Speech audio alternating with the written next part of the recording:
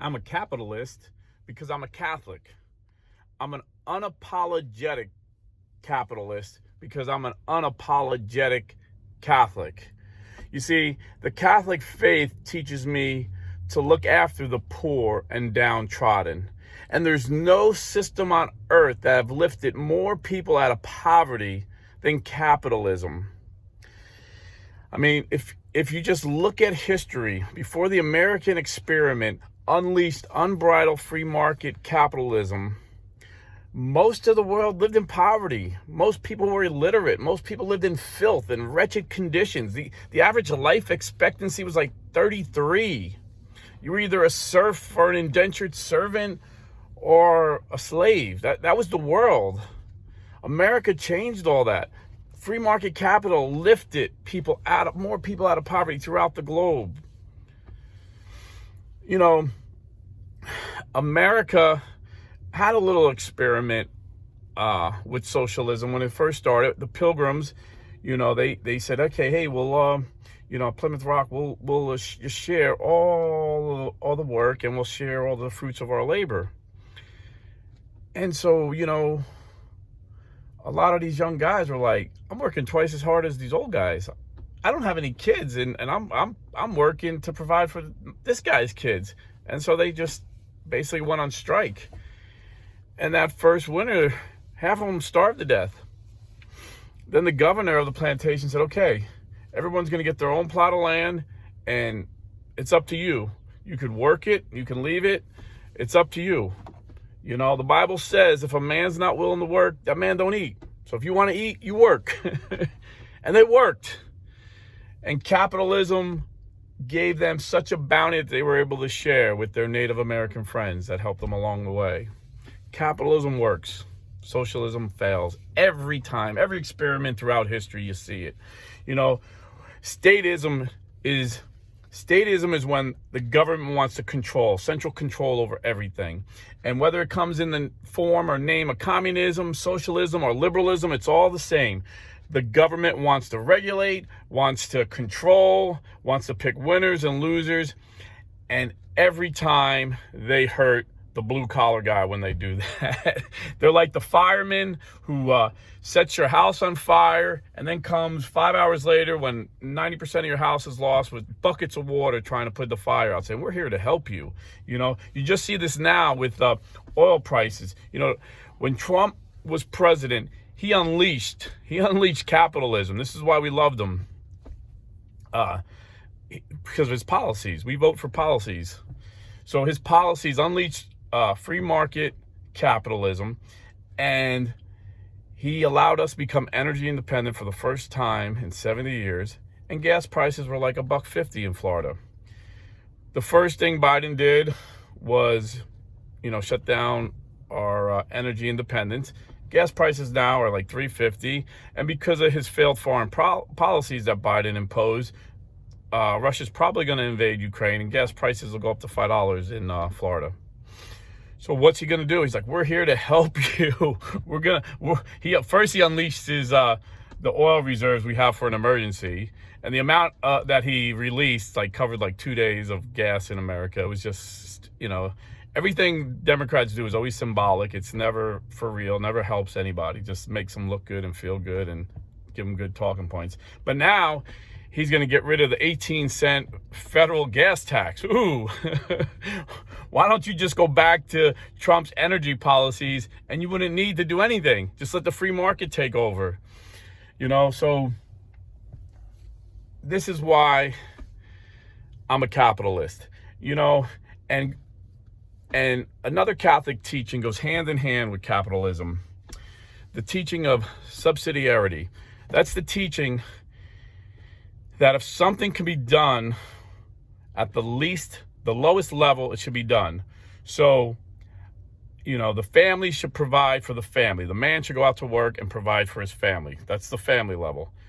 Then you have a local community. You want to build a library. One man can't build a library. So, you all chip in, tax dollars, however, fees, and you build a local library. But then there's certain things at a state level. You need state police, So then that's at a state level. But then at a federal level, you need We need a military, you know. We need certain things that only the federal government gives us. So then you go there. We now call it limited government, or you could call it conservative government, you know. So it goes hand in hand. You know, I know people hate labels. I'm not a capitalist. I'm not a conservative. I just vote for the best policies. but you're something, you know. The Catholic Church chose the name Catholic because in the first century, according to historians, some churches were popping up saying they were Christian, but they didn't believe Jesus came in the flesh. They didn't believe the Eucharist turned into the flesh of Jesus. They didn't believe in the Trinity. So to distinguish from the cults that were popping up, the ancient church called themselves Catholic, so you know who they are. So I call myself a capitalist, a conservative. In America, there's one party that's pro-capitalism and pro-conservatism, and that's the Republican Party. So I'm not ashamed to say I'm a Republican, you know. And every time the statists, like I said, they say they're going to help us, they always hurt the working class guy. I'll give you a case in point. Obamacare. I remember being a sales and delivery driver for Tropicana Juice, and we were all complaining that our payment went up from for my whole family, a good insurance policy. It was like $60 a week, and it went up to like $90 a week. And we were all complaining about that. And everybody was complaining the price of health insurance went up, because most companies, you know, blue collar companies you work for, the company pays 80% and you pay 20%. And then they get a discount because they have a lot of employees. But so that $90 I was paying was just 20% of what it was. Well, then, you know, Obama promised he was going to lower everything, but he gets involved and he forces insurance companies to do things that don't make sense. He subsidizes people that don't have insurance. And now for that same 20%, I pay $200 every week. I get paid every 2 weeks, so it's $400. But I have friends who play the system, so they'll work, you know, to get Obamacare and to get the subsidy, you got to work, you know, a little bit. So they'll work a month on the books, and the rest of the year they'll work under the table, and they'll get better insurance than me for the whole family for like $50 a month. That's the God's honest truth. And because we're subsidizing all these people that don't want to work on the books legally, the blue collar guy that's working hard and working honest is paying for it. It's the way it works. That's how socialism works. That's whenever the state gets involved, statism, that's how it works every time. And I remember another thing, Trump was able to get rid of this. He wasn't able to get rid of all of Obamacare. He tried, but John McCain, you know, stabbed him in the back on that one. But one of the things he got rid of was mandating that everybody needed Obamacare. And if you worked more than 40 hours, your company had to provide Obamacare for you, you know, insurance. Sounds good. But the reality was, you know, I delivered to convenience stores. All these girls I knew that worked in convenience stores, they used to get like 40 hours and overtime. They had to work 2 jobs because no convenience store would give them a full-time job because they would have to pay their insurance. So again, it hurt the working guy or gal in this case. These girls were working 2-3 jobs. They're hard-working girls, but they couldn't get 40 hours in one place. During the Obama's 8 years, I've never seen so many part-time jobs. It was insane at the blue-collar level. It was insane. He hurt us. You know, he hurt us in so many other ways where he said he was, you know, trying to help us. It's just, please, just leave us alone. That's what we mean by conservative. Just leave us alone. Just stay out of our lives, you know. Trump came in with free market capitalism, cut taxes. My bosses gave me a huge raise. Gas prices were down. There was more work, got more overtime. My taxes were cut like 3%. It added up, you know. And then forget about inflation. You know, everything runs on energy. When energy's expensive, everything's expensive. Then add to that printing money, you know, trying to help us again. Oh, here's a $1,500 check.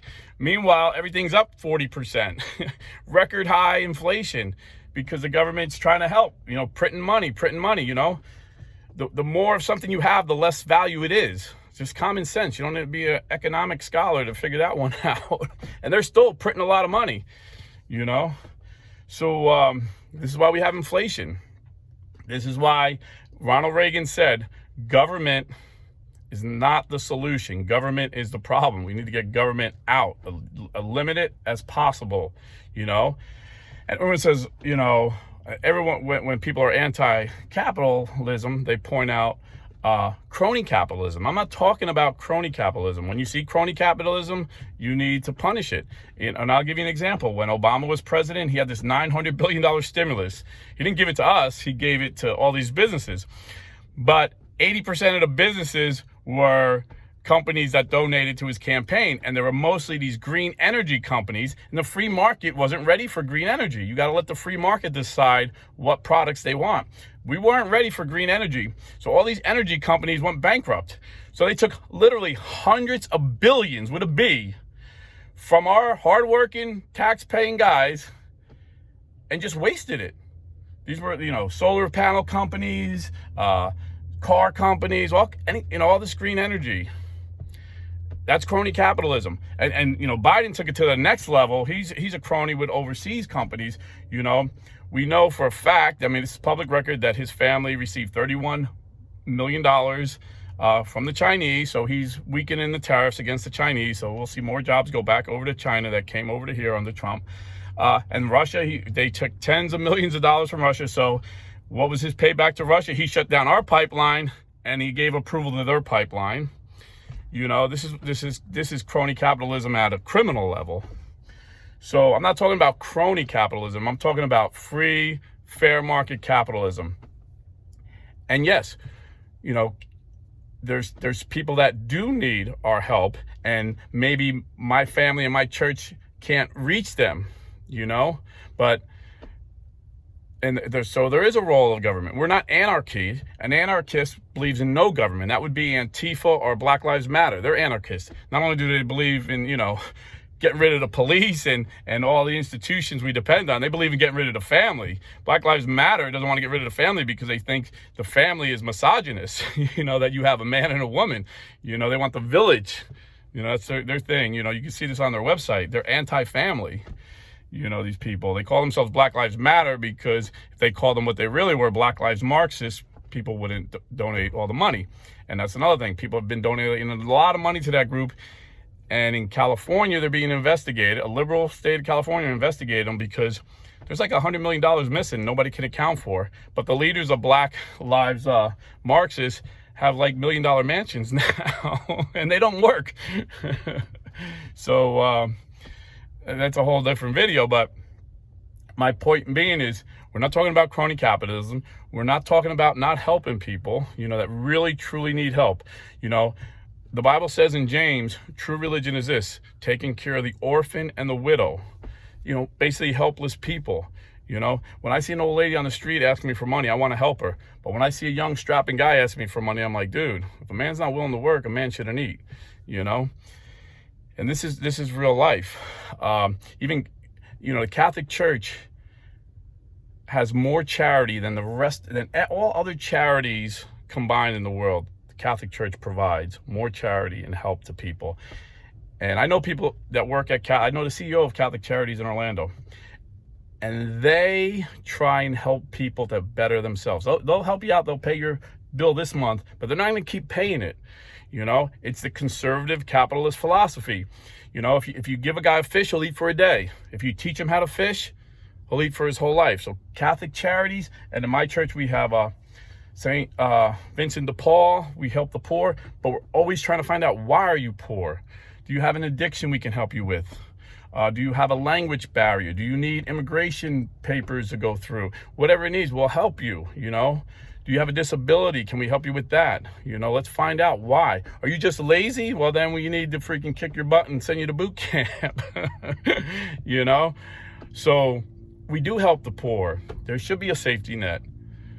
But don't help me. I can work for a living. I don't need your help. I need you to leave me alone, lower my taxes, lower my gas prices, and let free market capitalism work.